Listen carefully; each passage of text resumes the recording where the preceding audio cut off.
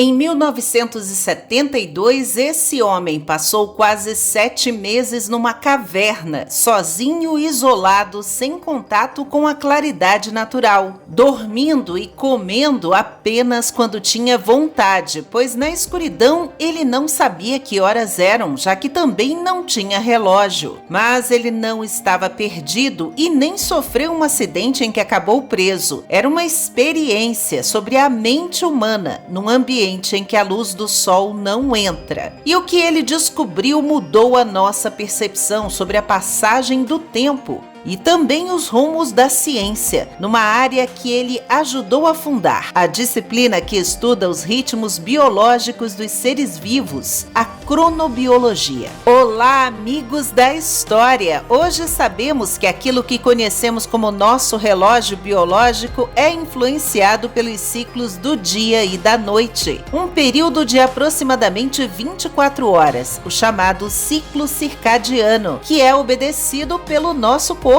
na hora de dormir, por exemplo. O que para nós é visto como natural. Se amanheceu e o sol nasceu, é hora de acordar. Ao meio-dia, se temos fome, aí almoçamos. Até mesmo quem é cego tem o organismo sincronizado internamente com esses ciclos de luz e escuridão.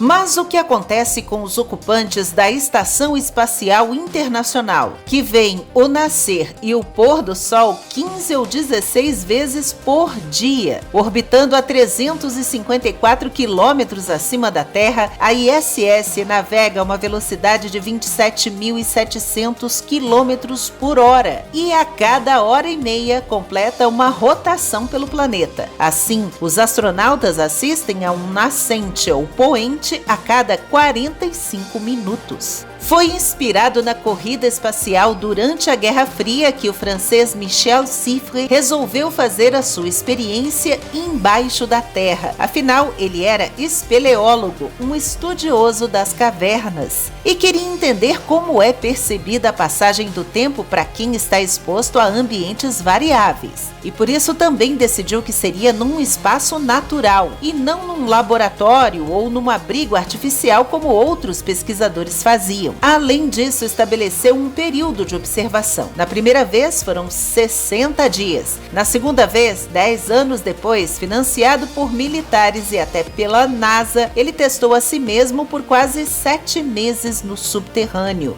Logo na primeira iniciativa, os resultados foram surpreendentes. Em 1962, Michel Siffre, então com 23 anos, resolveu mergulhar na escuridão do abismo de Scarrason, na fronteira franco-italiana, a 130 metros de profundidade. Com a ajuda de uma lâmpada de mineração, ele mesmo cozinhava os alimentos estocados lá dentro e preenchia as horas lendo muito e fazendo anotações em um diário. Sem relógio ou calendário, ele não fazia a menor ideia da data ou se era dia ou noite, e dormia quando sentia sono, comia quando sentia fome.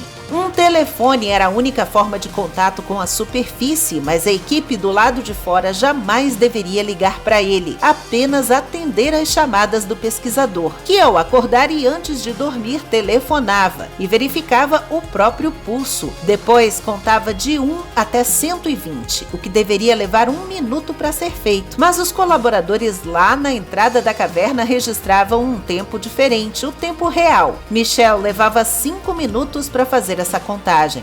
O tempo para o pesquisador parecia estar passando de forma mais lenta e nem acreditou quando foi avisado de que a experiência havia acabado ao final de 2 meses. Para ele, a sensação era de terem se passado apenas uns 30 dias. A impressão causada em Michel Siffre é de que na escuridão a memória não consegue captar o tempo. Você logo esquece o que fez 2 ou 3 dias antes, numa desconexão dramática entre o tempo psicológico e o relógio. Depois dele, outro homem e em seguida uma mulher da equipe passaram pela mesma experiência na caverna. E mais uma vez os ciclos de sono e vigília se mostraram alterados. Era comum atingirem 36 horas de atividades contínuas, seguidas de 12 a 14 horas dormindo.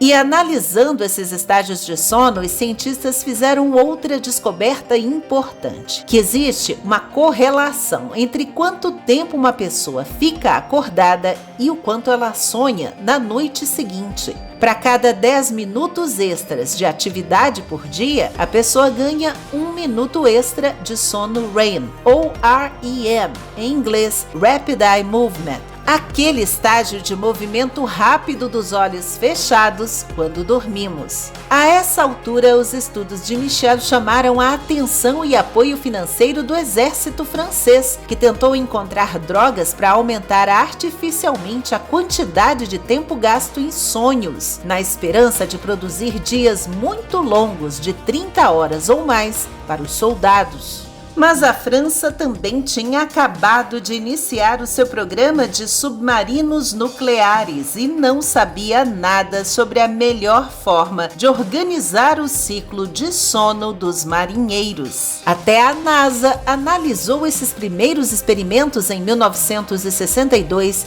e investiu dinheiro para fazer análises matemáticas sofisticadas. Foi assim que 10 anos mais tarde o pesquisador repetiu a experiência nos Estados Unidos, na caverna Midnight, no Texas. Dessa vez por 6 meses. Levou muita comida congelada e 780 galões de água. Ficou em uma tenda iluminada com cama, mesa, cadeira, livros, toca-discos e telefone. Conduziu experimentos diários, medindo a pressão arterial, a memória e fazendo testes físicos. Quando se sentia cansado, pensava que já era noite. Aí ligava para a equipe lá fora e pedia que apagassem as luzes para ele dormir. Mesmo com tantas comodidades, depois de algum tempo na caverna, Michel ficou deprimido e desanimado pela falta de liberdade. Também se sentiu terrivelmente solitário. Até capturou um rato para ter alguma companhia, mas por acidente acabou matando o bicho e sofreu muito com isso. Para piorar, o toca-discos quebrou e os livros estragaram com a umidade. A sua memória de curto prazo, a saúde mental e até a visão pioraram. Sua condição era tão grave que ele pensou em tirar a própria vida. Depois de mais de 3 meses confinado, ele relatou que estava dominado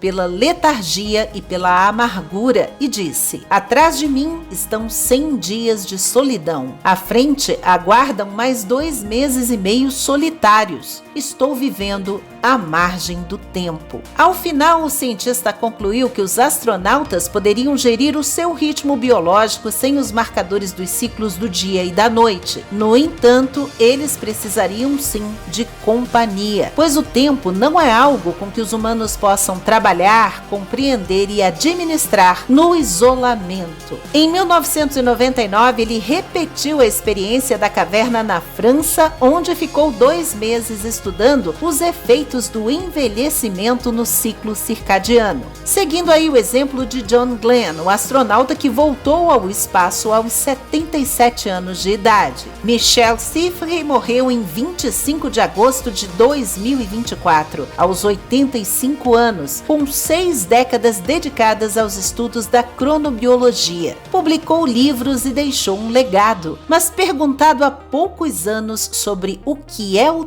tempo, respondeu simplesmente: "Não sei." Obrigada por assistir. Deixe seu joinha se gostou e se tiver um tempinho aí sobrando, assista a outros vídeos do canal, compartilhe e comente também suas impressões sobre o tempo. Ele passa diferente para você? E até a próxima com uma história a mais.